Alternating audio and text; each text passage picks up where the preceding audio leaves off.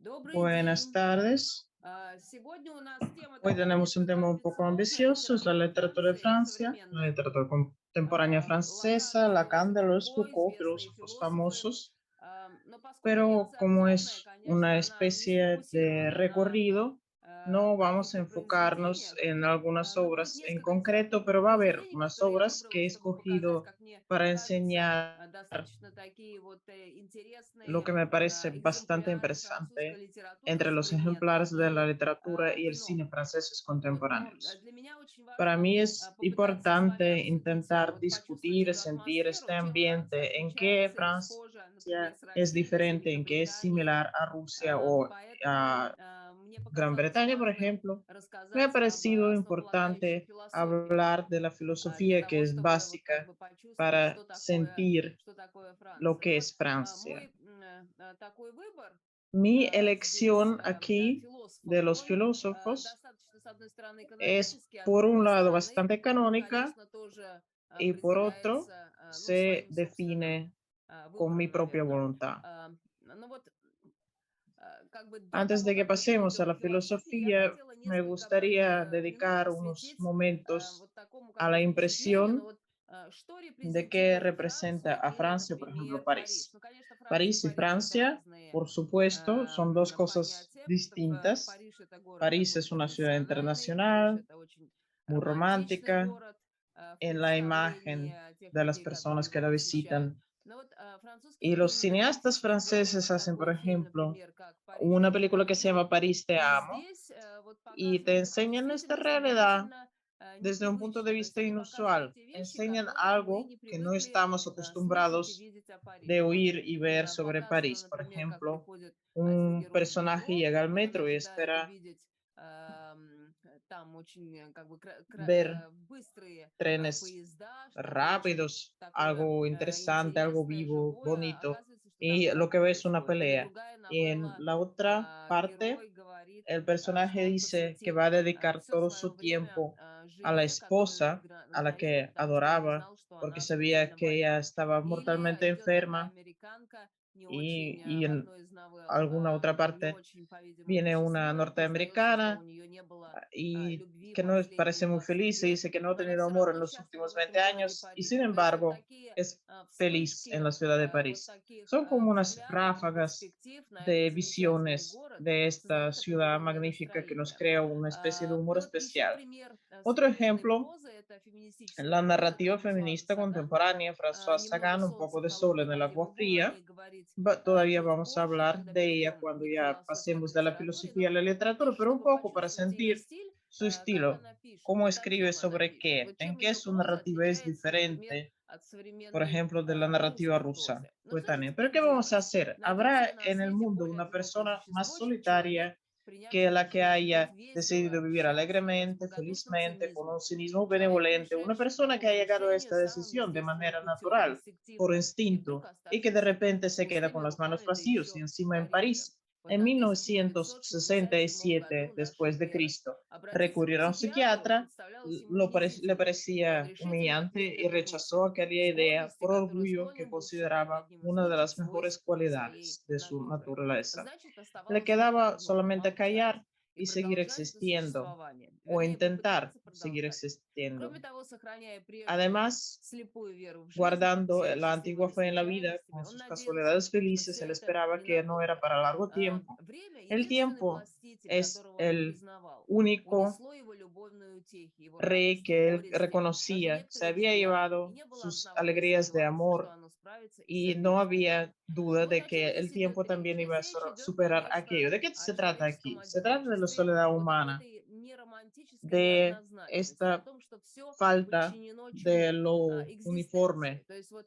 это слово de экзистенция, que todo экзистенциализм, está который берет sometido a la свое начало во existencia. El Франции, очень existencialismo хорошо отражается empieza в прозе, precisamente en которые Francia y se пытаются refleja уловить muy вот bien эти en la мгновения и narrativa такие que неясные intenta captar очертания los времени и momentos, los vagos каждодневной contornos del tiempo жизни. y de la vida Вот cotidiana. такая Así Франсуаза es Саган. Вот François далее Sagan. продолжает Y она. sigue. Но этот Aquello мир, он era был как algo бы sin безликим, nombre, безымянным. Он не sin знал, что cara, это в no sabía сущности qué такое. era. Ведь, A может lo быть, mejor время el имеет власть tiempo solamente tenía el poder sobre, solamente И вот tú чтобы habías как бы entendido. подытожить, о Entonces, чем para творчество poner la очень conclusión многих sobre qué писателей, trata я хочу la obra обратить de ваше muchos внимание autores, me на gustaría теоретиков hablar de экзистенциализма. Это los Альбер Камю и teóricos del Жан-Поль Сартр, existencialismo, que son Albert Camus y которые, собственно, Jean-Paul написали Sartre, свои que произведения han как escrito sus obras манифесты como manifiestos del экзистенциализма. Что такое existencialismo. ¿Qué es el экзистенциализм? Это, ну existencialismo? вот мне объясняла Una моя compañera de самоученица Inglaterra me у había которой был explicado,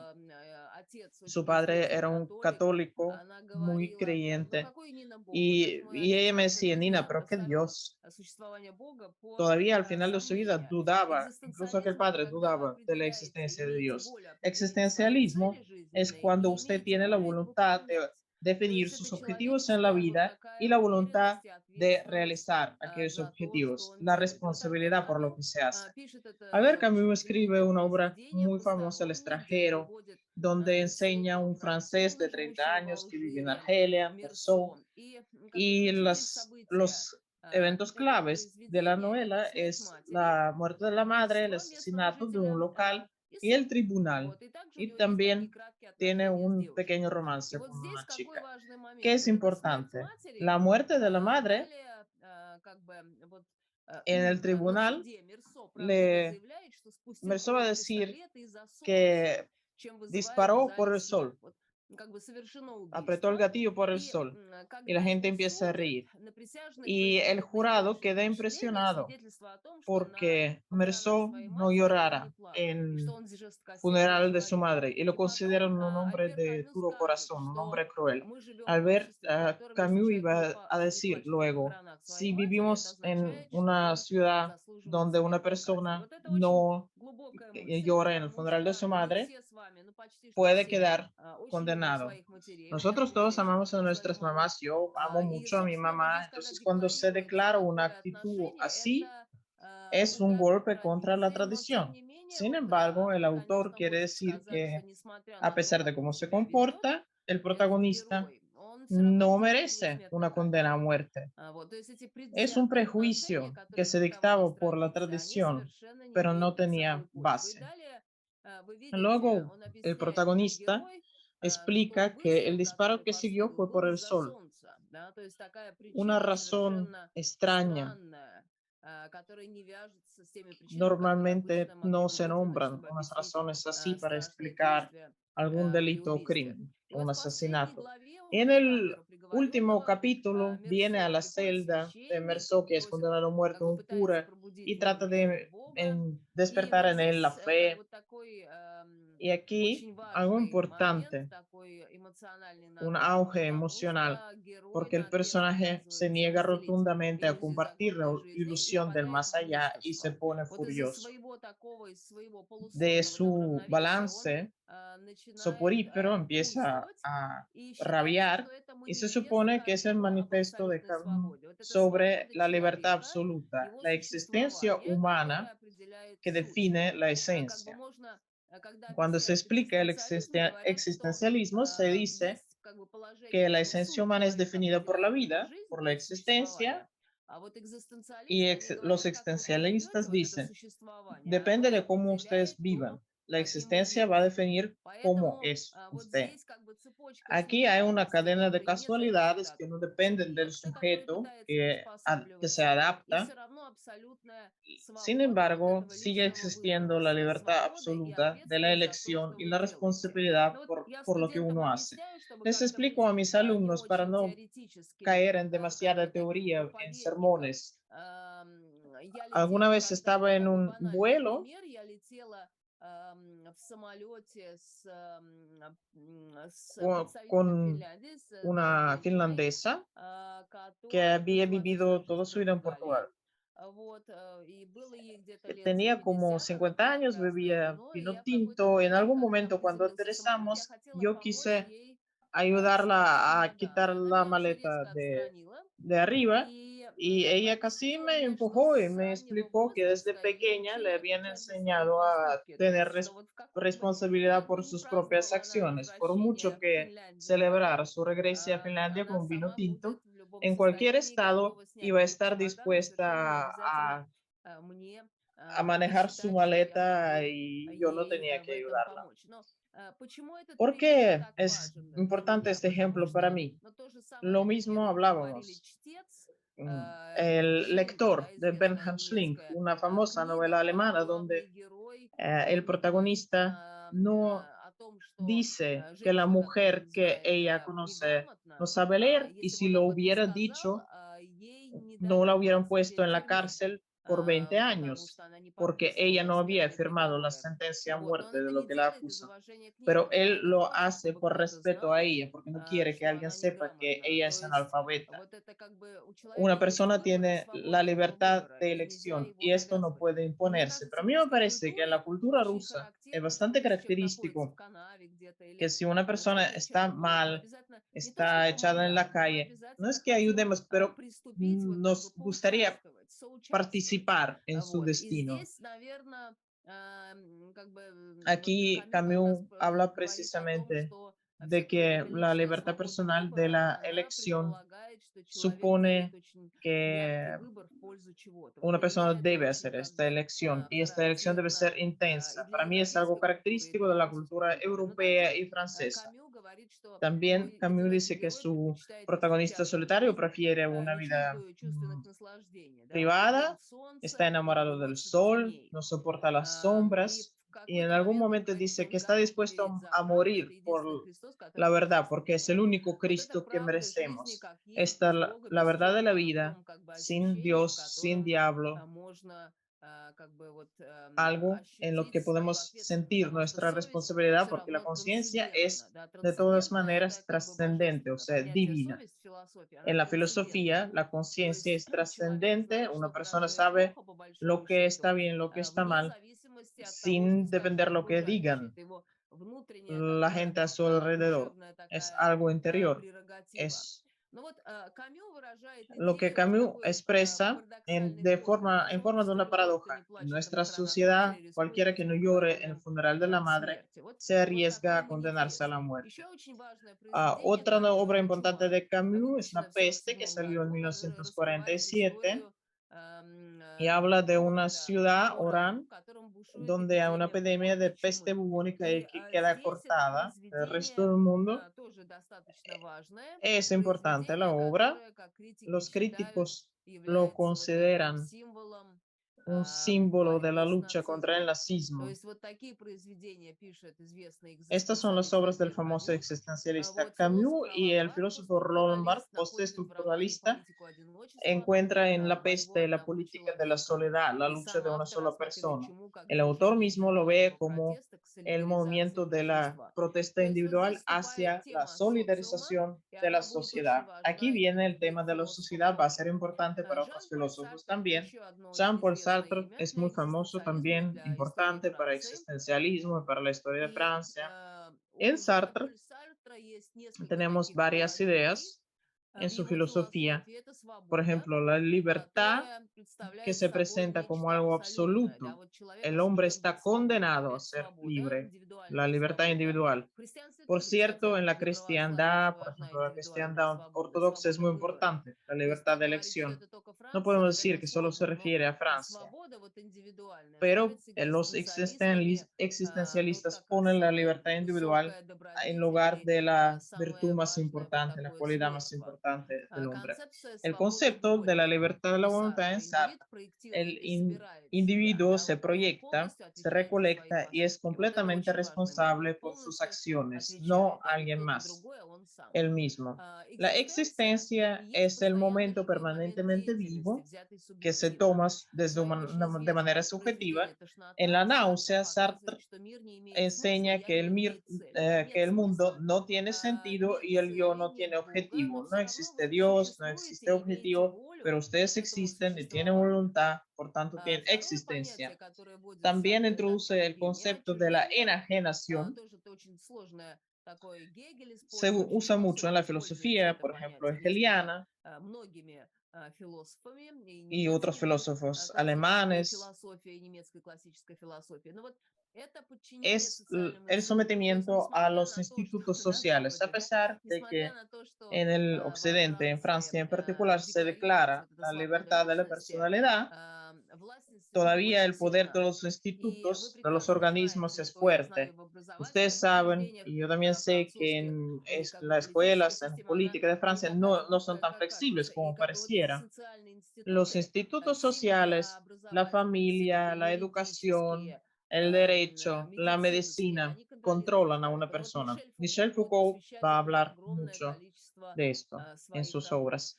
Jean-Paul Sartre se limita al concepto de la enajenación y también la dialéctica, la enteridad, la unidad de muchas cualidades y el desarrollo de una persona dentro de la existencia y la comprensión de lo que está sucediendo. Así es la filosofía del existencialismo. Otro filósofo interesante, René Girard, inusual a mí me parece, porque recurre a un tema del Viejo Testamento y escribe del proceso de la institucionalización del sacrificio ritual. Dice que en la sociedad existe el principio del sacrificio. Todos somos la cabeza de turco, que es la base de la cultura. Para la religión cristiana es importante el sacrificio. Cristo es una víctima y se sacrifica por otras personas y es algo bueno. Sin embargo, Gerard no lo ve como positivo. Él abre las capacidades de la sociedad de que una persona no sea ella misma. Su obra famosa, La mentira romántica y la verdad novelesca, donde analiza obras de Cervantes, Flaubert, Stendhal, Proust y Dostoyevsky, de los clásicos de la literatura española, francesa y rusa, y dice que el hombre en sus deseos iguala miméticamente los deseos del otro. O sea, yo, por ejemplo, estoy dando esta charla no como yo quiero, sino como ustedes esperan de mí. Yo me adapto. Y en las novelas muchas veces podemos ver que cuanto menos importante es la dirección hacia el objetivo trascendente, más atractivo es el deseo ser como otro.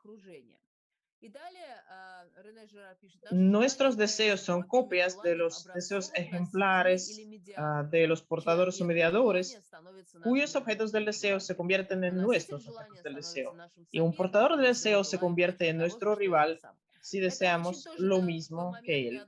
Es algo bastante vago porque trata del deseo y la cultura rusa, la palabra deseo no tiene tanta importancia como para la cultura francesa. Hablamos de Lacan y ahí la teoría del deseo es súper importante y esto va a manifestarse en la narrativa, también tenemos que tenerlo en cuenta. Los fenómenos como los celos o la envidia surgen de la situación mimética. El concepto romántico sobre el deseo espontáneo se vuelve ilusorio. Gerard también habla de la tragedia griega, dice que es una versión debilitada del sacrificio, analiza el concepto freudista de la génesis de las relaciones sociales y lo basa en la reproducción del acto primario de la agresión de la masa contra el individuo padre, es el complejo de Edipo, una especie de psique. Se estudia el sentimiento de la culpa colectiva y la interacción de un individuo y la sociedad.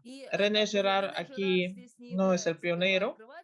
Aquí ven una imagen de Jerusalén, el muro occidental o el muro del llanto que queda del segundo templo. Si hablamos del año 70, es cuando en el judaísmo del sacrificio se pasa a las obras buenas. Originariamente en todas las religiones existía la víctima del sacrificio y después se sustituye por algo más, por la oración, por algo bueno. La idea de que nos sacrifiquemos unos por los otros y por nosotros mismos No es una idea nueva. La filosofía francesa intenta explicar hasta qué punto dependemos del deseo de los otros. El romanticismo, por tanto, no es una corriente en el arte europeo, sino la ilusión de que una persona es libre en sus deseos. Y la novela es la revelación que descubre nuestra dependencia radical del otro. El romanticismo es el arte europeo, la cultura europea, que habla de que una persona es libre. Y la idea del sacrificio quita la idea de la libertad. No somos ideales, nuestros deseos no son espontáneos. La novela europea es como la guía, un guía del alma humana que va desde la vanidad y el mimetismo hasta la liberación, pero la liberación llega en el hecho de la muerte. Voy a hablar también de unas películas donde, por ejemplo, hay una muchacha que no está casada, no tiene familia, no tiene niños y después uh, se vuelve mayor, vieja y se muere. La vida, es la existencia y tiene derecho a existir. La mentira romántica es la única obra de René Girard donde se trata de la vida y la muerte de un individuo aparte, un individuo sin su flor romántico. Otro filósofo importante, crítico literario, postestructuralista, Jean Baudrillard, escribe mucho sobre la publicidad, la sociedad capitalista, crea su teoría de los simulacros. El simulacro es algo que construimos, un mundo imaginario. Existe la publicidad de una aspiradora, no existe la aspiradora misma y empezamos a comprar una aspiradora todavía mejor y mejor porque hay esta idea de que nos va a traer más y más felicidad. O sea, este mundo creado capitalista son realidades francesas. En Francia hay muchos comunistas. En general es esta idea anticapitalista de la sociedad anticapitalista, como en muchos países de Europa, se valora por los intelectuales y los científicos. Sobre la seducción es una obra muy interesante de Jean Baudrillard. Por ejemplo, dice que cuando una mujer está maquillada, seduce porque tiene esta intención y no importa cuán bella es. Es una señal. Cuando usted se viste bien, una mujer se maquilla, o se arregla o se acicala, habla de la seducción y no de su atractividad de hecho. De esto escribe Jean Baudrillard. Otro filósofo postestructuralista, Roland Barthes, muy importante para la hermenéutica, porque él introduce en dos de sus obras, introduce unos principios básicos de la filosofía y la hermenéutica, el placer del texto. Él postula que el texto no tiene que ser informativo, solamente tiene que traer placer, tiene que gustar, a usted le tiene que gustar leer o ver una película, o la muerte del autor, donde cambia por completo el enfoque. Si antes se creía que el autor creaba la obra, en la muerte del autor, Roland Barthes declara que interpretamos todo. No existe la palabra del autor, no existe el pensamiento del autor. Todo lo interpretamos como nos parezca, como sujetos interpretantes. Y luego, mi filósofo preferido, muy importante también, Michel Foucault, ya habíamos hablado de él. Para Rusia es bastante marginal, para Gran Bretaña fue uno de los más significantes, porque él habla de cosas muy importantes. Hablábamos de las palabras y las cosas, arqueología de las ciencias humanas, de tres epistemes, de que había tres épocas desde el Renacimiento hacia los tiempos nuevos, y la correlación entre palabras y cosas. Existe el idioma, existen las palabras y existen las cosas. Pone como ejemplo las meninas. La época en que vivimos no tiene un mundo de cosas, todo se construye, solamente existe el mundo cerrado de las palabras. Ahí vemos a un artista en el cuadro, pero no vemos lo que él dibuja. Sí, lo podemos imaginar que dibuja un rey o una pareja real, porque todo el mundo está mirando para un punto. Eso es lo que estamos imaginando a través de nuestra conciencia. Estamos construyendo la imagen. A la derecha, la versión de Picasso, de las meninas. Construimos el mundo porque el idioma nos permite. El idioma tiene un poder increíble sobre el mundo. Y luego Foucault realiza un proyecto grandioso, escribe lo que él llama los objetos del conocimiento, estudia sexualidad, la locura, en el castigo, y ve cómo el idioma posiciona los objetos del conocimiento, que dice no solamente la persona, sino que dicen los institutos sobre algún objeto del conocimiento. Por ejemplo, la locura. ¿Por qué la locura? No porque sea interesante pensar en él, en ella, sino porque es una ventaja que se puede usar a la hora de acusar a alguien. En cuanto usted acusa a alguien de ser loco, su vida se ha acabado. La locura de la civilización no existe, dice Foucault. Existe solamente lo que nos han enseñado los médicos y nos han dicho que son locos. Había este concepto de los barcos de tontos o barcos de loco, o en los tiempos de Thomas Mann, dentro de la filosofía post-nietzscheana, el artista era un loco y esto estaba muy bien, una imagen romanticada de una persona.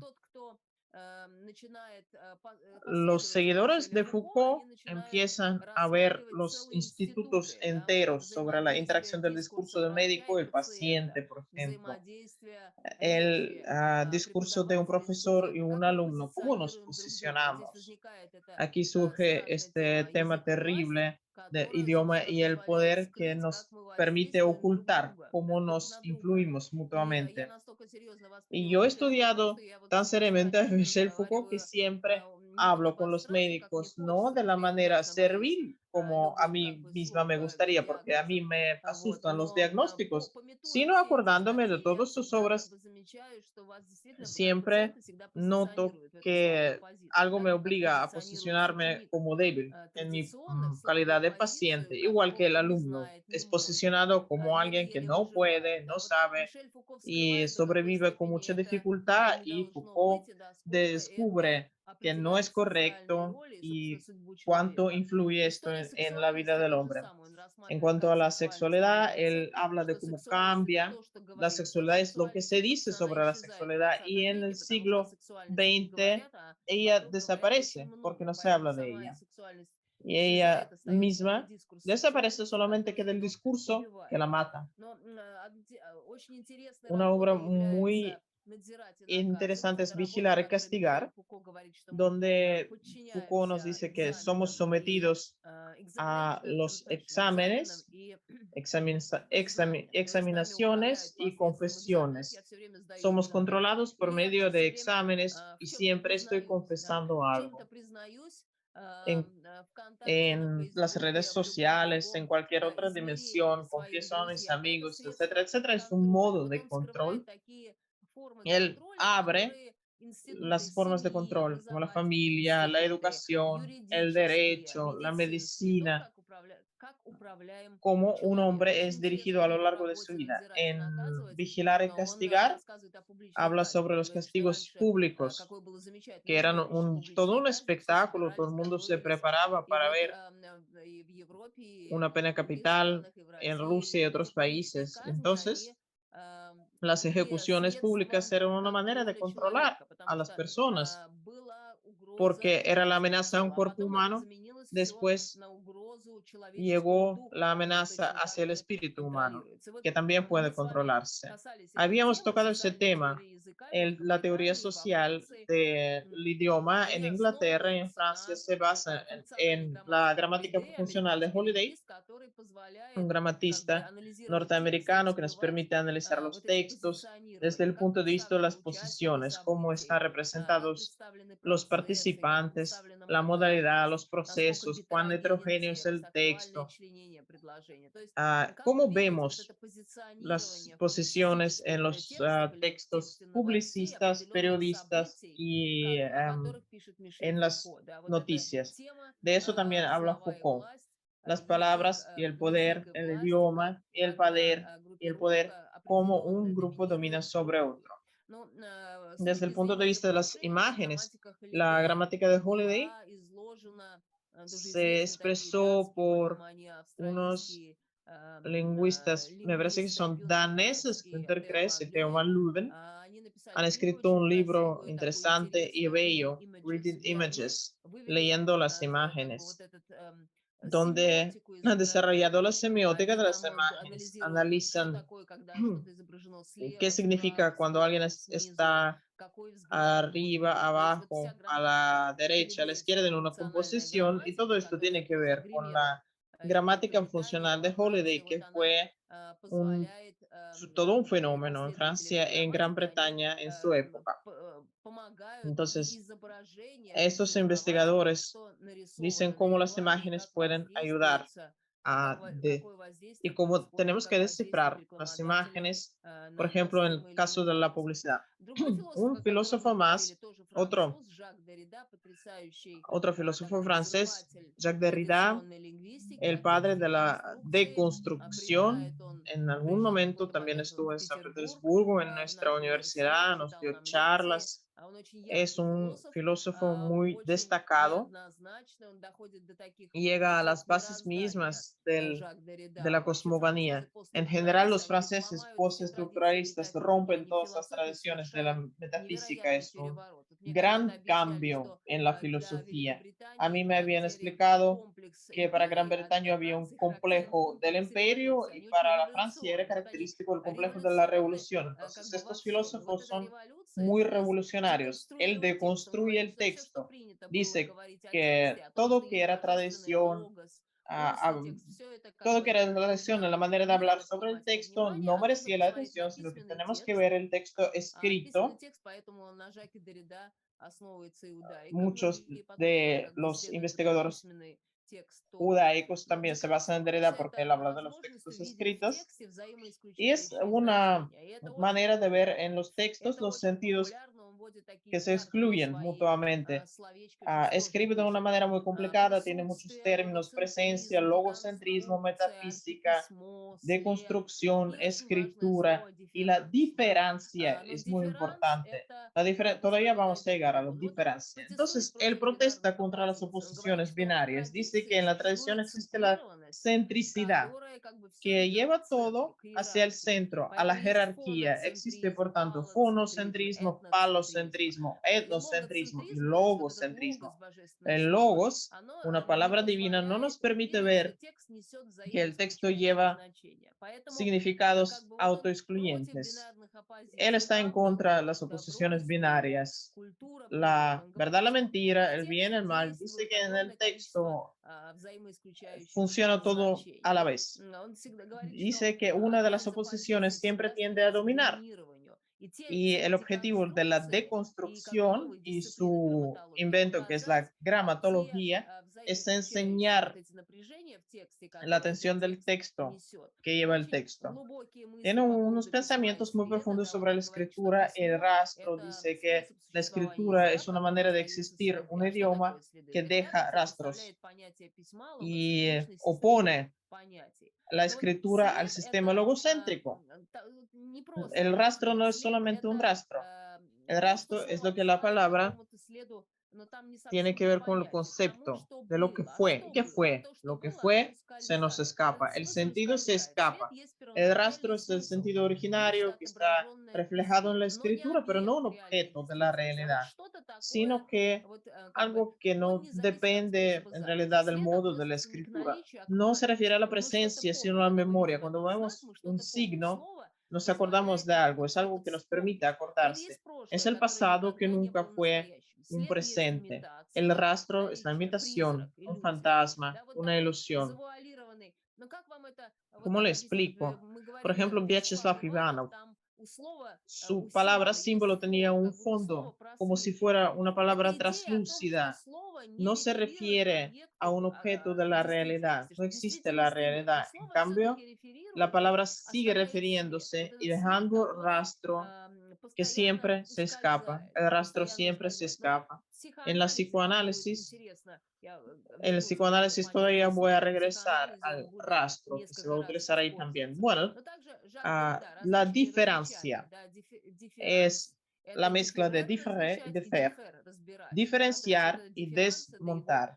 Es un término importante para Derrida, la capacidad de repetirse y asumir significados infinitos.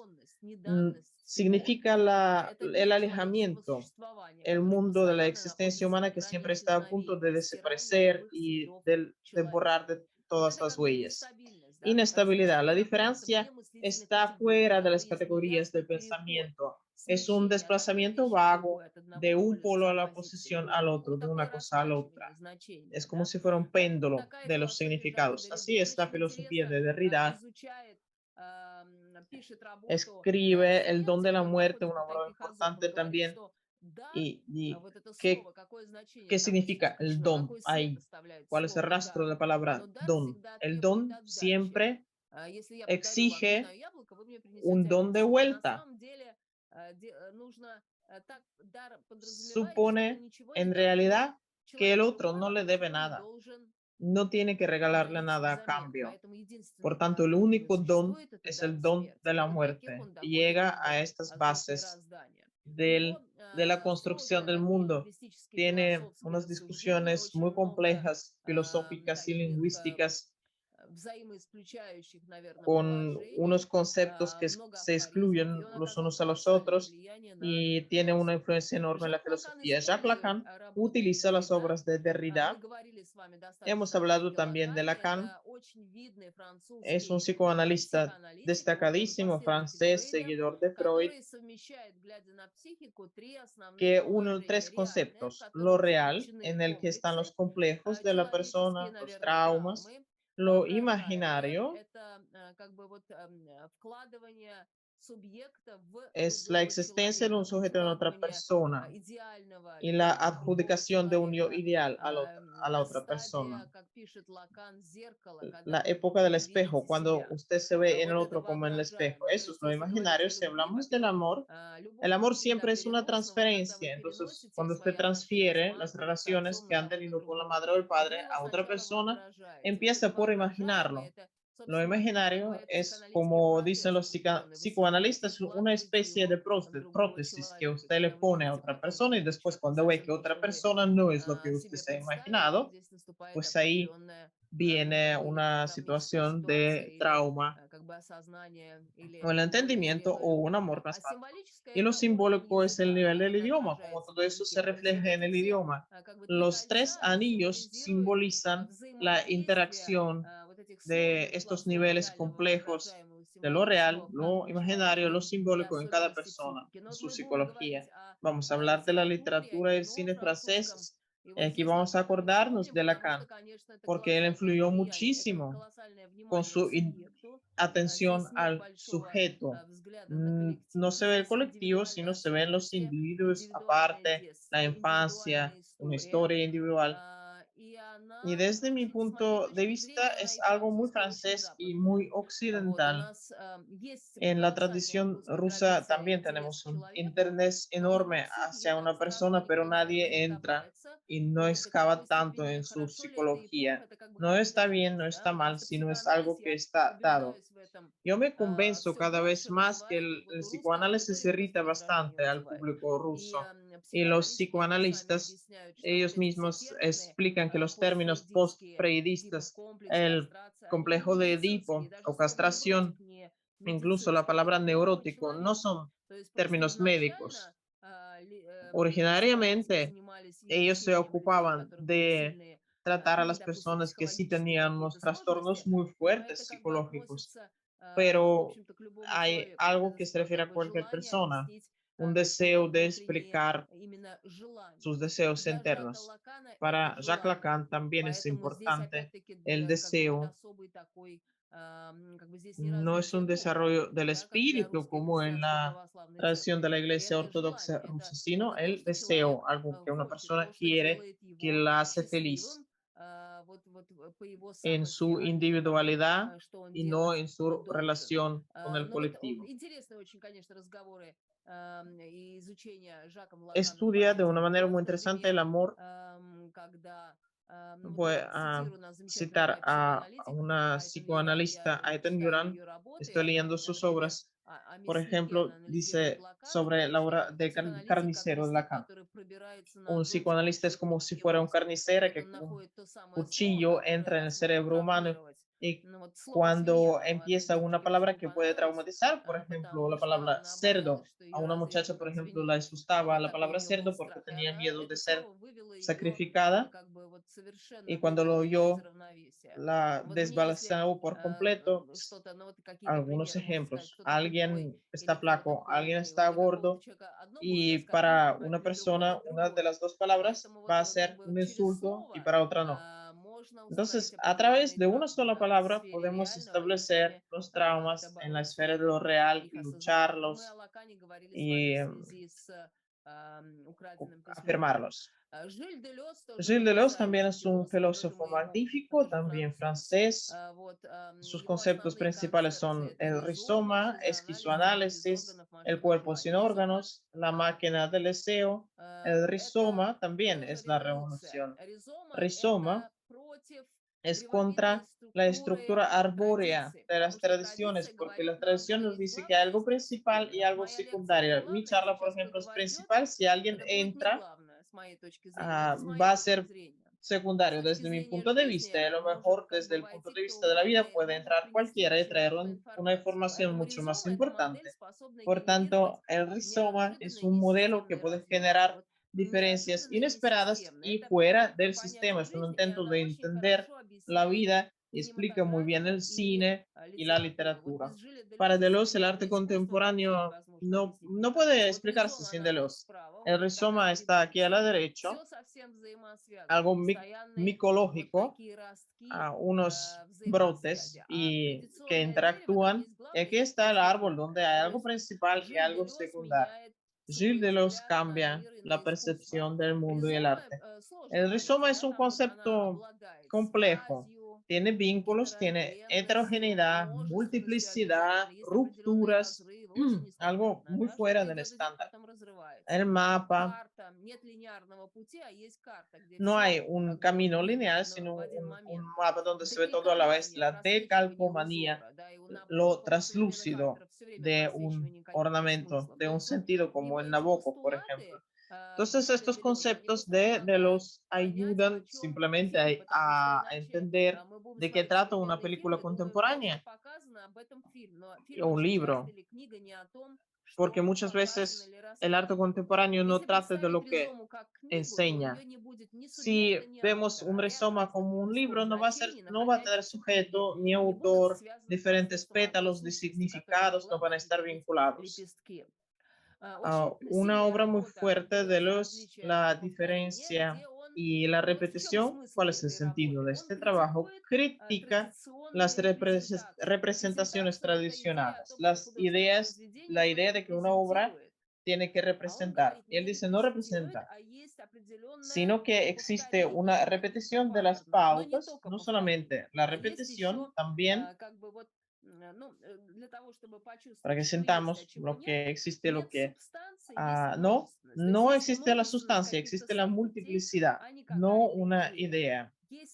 Existe un evento, nuestra charla ahora y dentro de 2 semanas, pero no la esencia. Existe lo virtual y no existe lo posible. Él introduce en la filosofía estos cambios, en la metafísica, para enseñar cómo es diferente Deleuze de Lacan. Lacan es el sujeto, es una persona. Deleuze dice que somos como la hierba. Todos somos arena. Somos partes los unos de los otros. Deleuze escribe anti-Edipo, ya contra Lacan. Deleuze y Guattari escriben Las Mil Mesetas, Capitalismo y Esquizofrenia. Las Mil Mesetas es un devenir permanente, se ve muy bien en la música, son como estratos o líneas. No tenemos que hablar del estado, sino de la intensidad de algo. No tenemos que hablar del concepto del asunto, sino de las estructuras musicales intensas en concreto. Este es Deleuze. Un poco más para ver lo que es Deleuze con sus vínculos rizomáticos. Escribe mucho sobre Bergson. Bergson mismo decía, los grandes místicos es la gente que se vuelve absolutamente transparente y portadores de una fuerza singular y creativa. Si tenemos inspiración para colaborar con la Casa de Rusia en Barcelona, esa es la fuerza creativa de la filosofía francesa.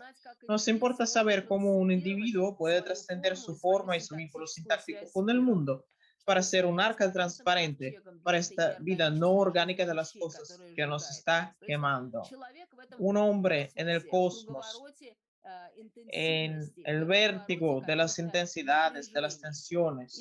Entonces, Deleuze y Guattari introducen los conceptos de las máquinas deseos que no representan nada, no significan, no suponen, son precisamente aquello que se hace con ellos, que se produce a través de ellos y lo que hacen ellas. Este deseo permanente de una persona de adquirir algo, de querer algo, genera los sentidos y es la fuerza motriz. De alguna otra manera, estas máquinas de deseos son una forma de acceso a las intensidades puras que tienen su propio valor. Cuando todas las formas están sin acabar, los sentidos están sin acabar en la corriente común.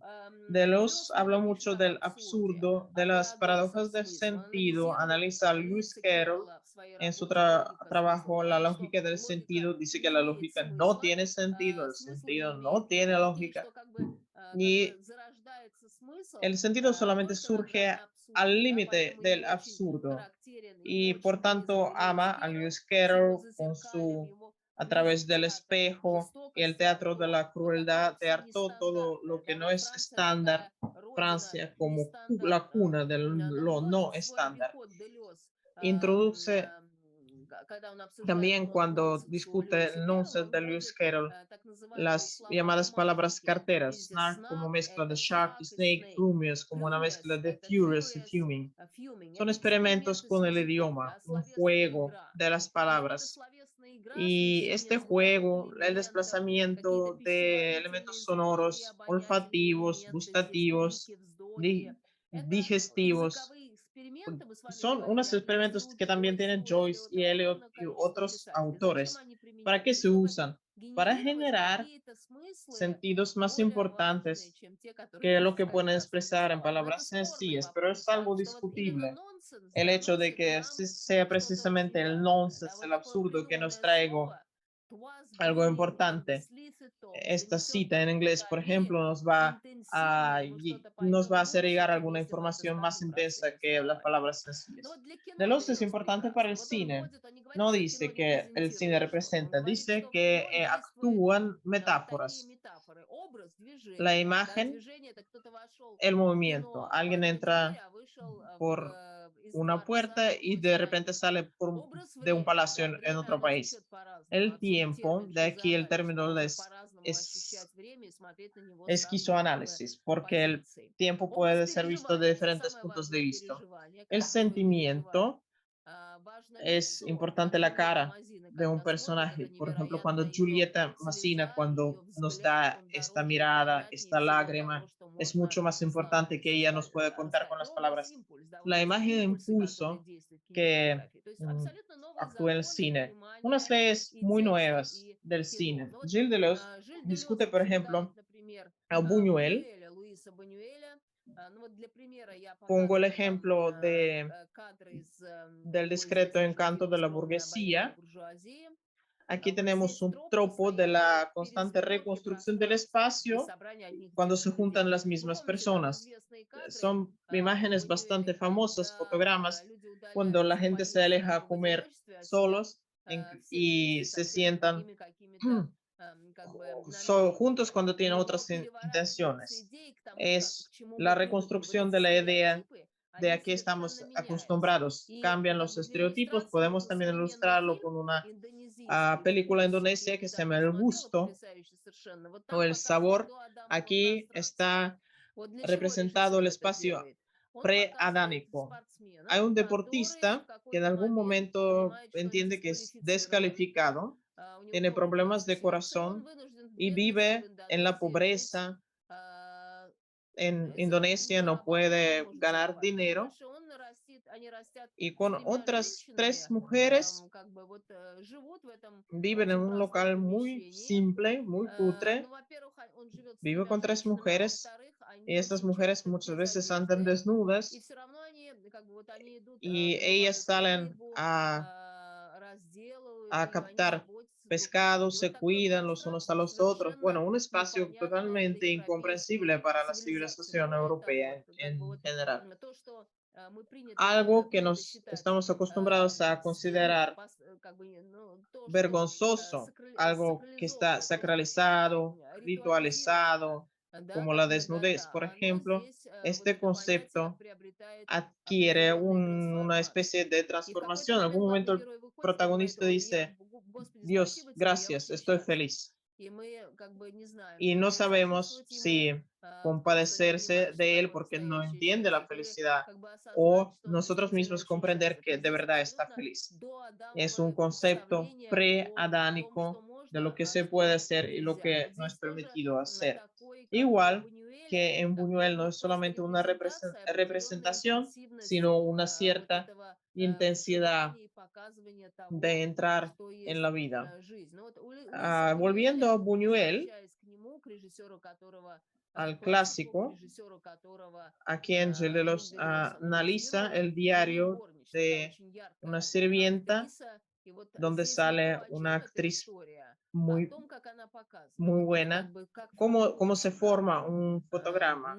Podemos hablar aparte sobre esto. Cuando salía Charles Chaplin en una fotograma, eran unos fotogramas muy largas y tenemos fotogramas de diferente medida de la intensidad. Aquí la belleza de la composición nos da el contenido. El arte es el contenido. La cara misma de esta mujer ya es una imagen de la intensidad, una imagen impulso, según Deleuze. Nos trae mucha información. La belleza de estos trajes, el bar, esta mujer pelirroja. Ella dice nada, dice mucho sin hablar. La muerte en Venecia de Visconti, una obra maestra de esta película, también escribe Deleuze la historia, que es una novela corta de Thomas Mann.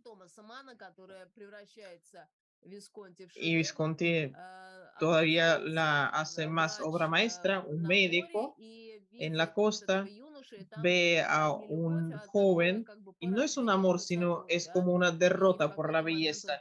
En algún momento cae porque su corazón ha explotado, empieza la cólera, tiene que ayudar a esa familia, pero él sale a un ambiente de la belleza que simplemente lo derriba. Sí, ahora acabo de matar la película con mis palabras, pero cuando usted ve el fotograma de aquel joven, su juventud, su belleza, esto está filmado de manera que no se puede explicar, solamente a través de las imágenes tiempo, las imágenes impulso. Las imágenes visuales de la cara es como se nos lleva el sentido, no es una representación. Podemos contar toda la historia de que es un médico, de que en realidad tuvo un prototipo que había muerto de una enfermedad infecciosa, pero eso no es interesante, no importa. Incluso no importa que sea esta persona no tan joven haya intentado salvar a la familia. y que haya muchas interpretaciones de las relaciones inusuales, esta fase de espejo, un hombre joven y no tan joven, pero la belleza nos trae un sentido de otro nivel y de lo explica muy bien. Pasando a la literatura, tengo muchos ejemplos, por ejemplo, Romain Rolland, que es un clásico de la literatura francesa, El alma encantado, que en los años 20, la protagonista Annette, su hijo Marc, su hombre Roger, ella es una mujer libre, ella no se dedica a la lucha política, ella, Robert Roland, reproduce sus sentimientos que son verdaderos, fuertes, peligrosos. Su idea principal es que el amor es independiente. Otro libro muy francés de Roland, La madre y el hijo, también sobre Aneta, muy realista, el amor, la compasión, cómo se alza sobre la guerra y cómo ella vive como de estos sentimientos, el vaivén de la vida. Otro autor muy importante, Raymond Queneau, es un autor innovador, como si fuera Hlebnikov, francés. Tiene muchas referencias en sus libros. Nos dice, por ejemplo, podemos pueden leer hasta la página 5, hasta la página 15. Un pequeño ejemplo, Litote. Éramos pocos y nos movíamos todos juntos. Un joven de apariencia no muy inteligente, intercambió un par de palabras con un señor que estaba al lado, después se sentó, 2 horas más tarde lo encontré con un compañero, hablaban de trapos. Vamos a pasar a Françoise Sagan, esta narrativa feminista. Ella me parece, transfiere muy bien el humor de Francia, la existencia de lo indefinido. Era una novela que se llama La cama deshecha. No es muy tradicional para la cultura rusa, pero en los años 90 yo trabajaba en una casa editorial y yo misma corregía estas especies de confesiones. Esto se hizo internacional. Pero en aquel momento, en los años 70, 80, fue una influencia. Es gracioso, se oí la voz de Beatriz, le parecía que llegaba de arriba, sobre la cama. Era gracioso que no me habías olvidado en los 5 años. Él no respondió, escuchaba cómo latía su corazón, cómo respiraba, cómo transpiraba su frente. Ella presa de la pasión.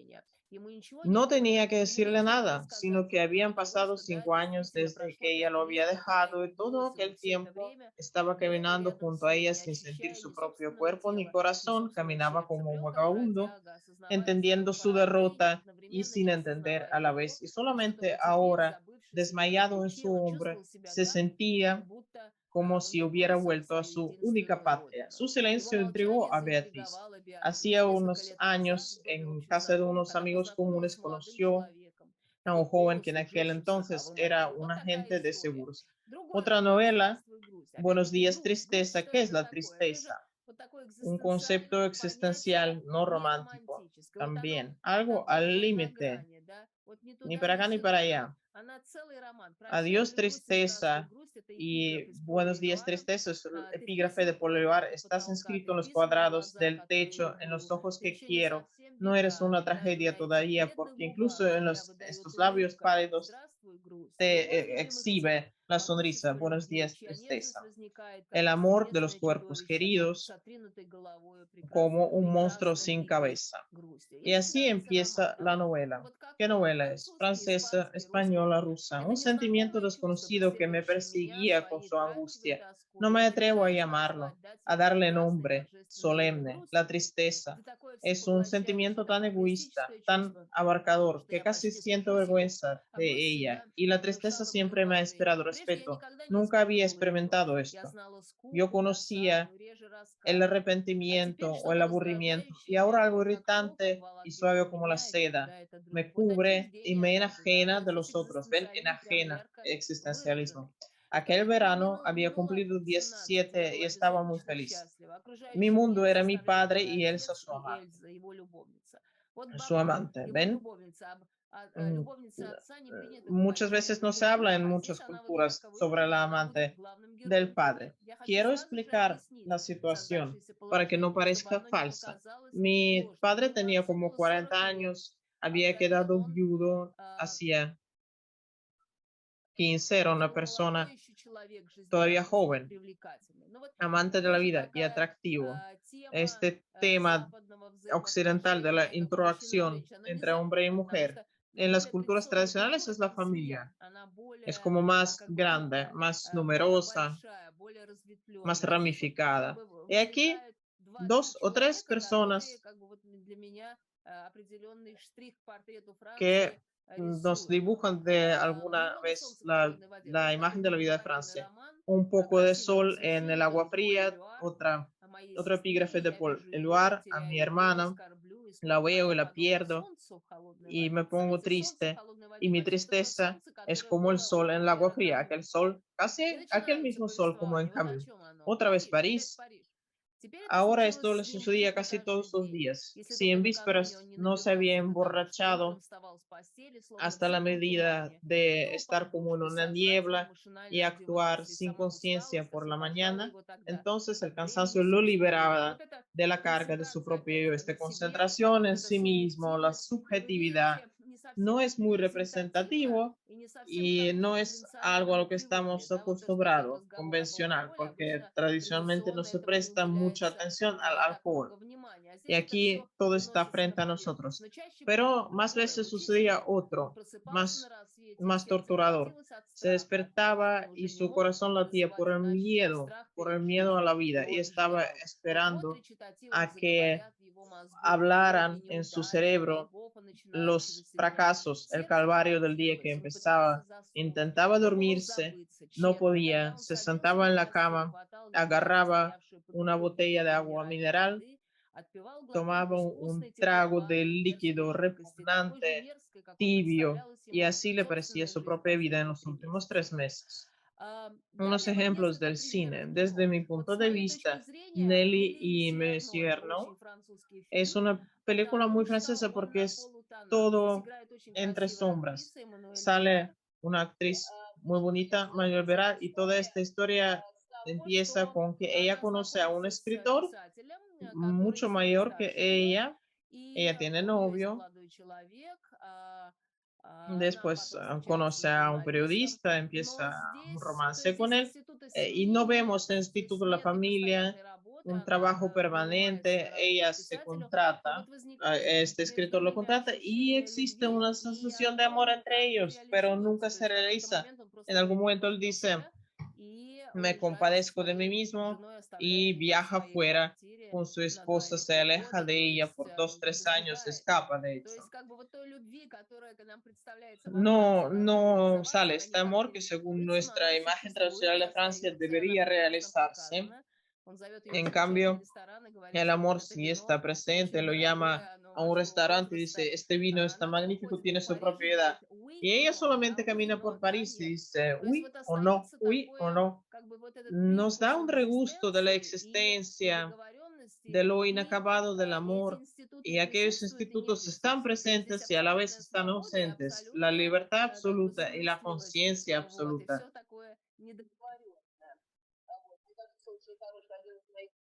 Es uno de mis películas preferidas. Otro ejemplo clásico, Annie Girardot, Rocco y sus hermanos, con esa gran cantidad de otras películas, una música preciosa de Nino Rota. No quería discutir esta película, sino Vivir para Vivir. La vi otra vez hace poco, ahí sale Annie Girardot con Yves Montand. Yves Montand fue un cantante y actor francés, y su esposa Simone Signoret. En algún momento también él cortejaba a Marilyn Monroe. Era un galán del cine. Y lo que pasa en esta película, se cuenta la historia del amor entre esposos, pero el marido engaña a la mujer y existe un triángulo y lo vemos con todos los detalles de lo que está pasando, con todos los matices. La esposa no le dice que ella sabe de su engaño. Una muchacha muy bonita que es estadounidense, van a África. Todo esto está representado con una medida increíble de exactitud y de psicología. El protagonista es periodista en África y está en contra de los Estados Unidos en Vietnam y se ve muy bien esta posición francesa ideológica contra los Estados Unidos, pero eso no importa. Lo que importa es la historia de una vida privada y es muy interesante.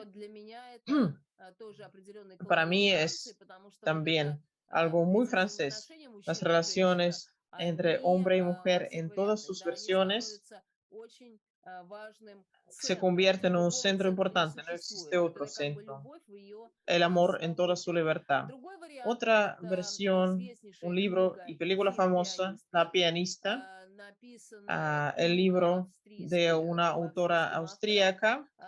La película fue muy famosa en su momento porque fue interesante observar cuán, con cuánta exactitud se veía ahí una psicología perversa, que me parece algo increíble para la cultura rusa. Una maestra de música es una completa perversa, tiene patologías, como ella vive con su madre, como odia a su alumna y por celos le pone un cristal en el bolsillo para que se corte la mano y no pueda tocar en un concierto, se enamora patológicamente de su alumno y lo tortura. Unas obvias patologías, pero actúa una actriz muy famosa, la madre es también Annie Girardot. Entonces, salir para que todo el mundo lo vea, enseñar una patología en una profesión tan magnífica como maestra de música y enseñar a una maestra de música como un ser infeliz y enfermo es una técnica muy atrevida. Aquí nos acordamos de Lacan. No es para enseñarnos cuán enfermas pueden ser las personas, sino para enseñarnos cuán infeliz puede ser una persona y cómo su vida puede ser definida por algo terrible. François Ozon también es un director famoso. Las gotas de la lluvia en las rocas calientes, bajo la arena, ocho mujeres, la piscina. Normalmente hablo de la película Bajo la arena. Me ha impactado. Una mujer está buscando a su marido en la costa del mar. Él ha desaparecido. El estilo es interesante. Ella no es muy bonita, él tampoco es muy bonito. Son unos representantes promedios de la humanidad, pero son felices. Cuando él desaparece, ella es muy feliz y sufre y lo busca y sus parientes y todas las demás personas empiezan a decirle algo terrible, a lo mejor la había engañado, a lo mejor tomaba algunas medicinas y ella no sabía, pero ella no lo cree. Y 2 años después la llama a la policía y le dice que han encontrado un cuerpo y ella dice, sí, quiero ver ese cuerpo. Y cuando ella ve, ella no se desmaya, le dan para firmar unos papeles y empieza a reír. Y el policía le dice, ¿por qué se ríe? ¿No se siente bien? Y él le dice, no, este no es él. Y el policía, ¿cómo que no es él? Un traje de baño azul, usted mismo lo decía, reloj, y le dice, yo soy su mujer y le digo que no es él. Algo muy exacto desde el punto de vista de la representación del sentimiento humano. Entendemos que mientras ella no crea que él está ahogado, va a seguir vivo. La existencia no tiene que estar en el Dios, puede estar en la persona, en la participación de la persona en la vida. Esta filosofía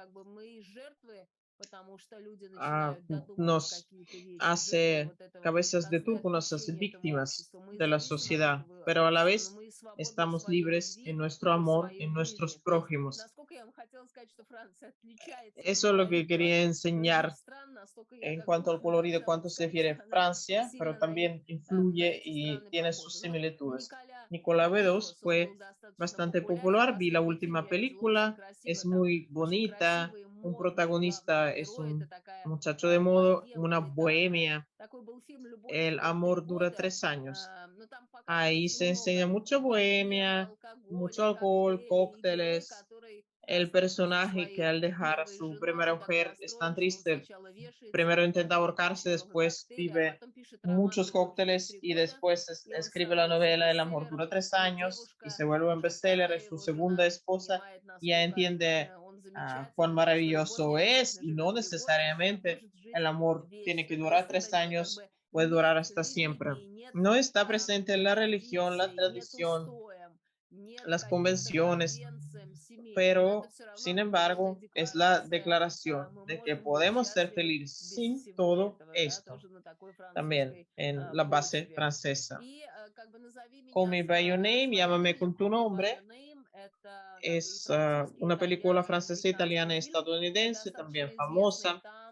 La fase del espejo, de un encuentro, es lo que sale ahí entre hombres jóvenes, y no importan las relaciones que surgen entre ellos.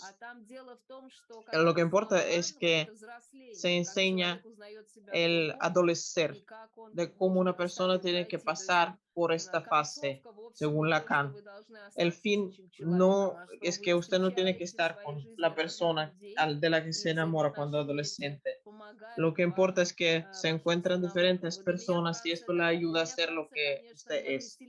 En Francia he visto a muchos inmigrantes rusos, he paseado por muchos lugares que están relacionados con los inmigrantes rusos, Tsetaevo, por ejemplo, de la primera ola, digo, de la primera ola de la inmigración rusa, por varios ricos o por varios pobres, donde había gitanos rusos.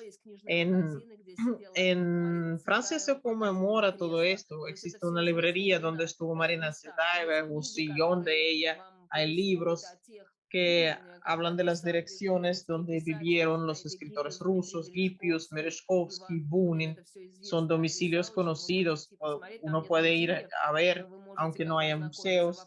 En París existe el cementerio Père Lachaise, donde está enterrado, por ejemplo, Oscar Wilde, y hay otro cementerio que es ruso, Saint-Geneviève du Bois, muchos escritores, muchos militares, aristócratas,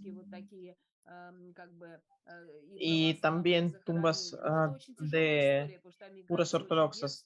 Es una historia terrible en realidad, porque la inmigración era muy sufrida. Aparte de Félix Yusupov, nadie había escapado con sus propios diamantes.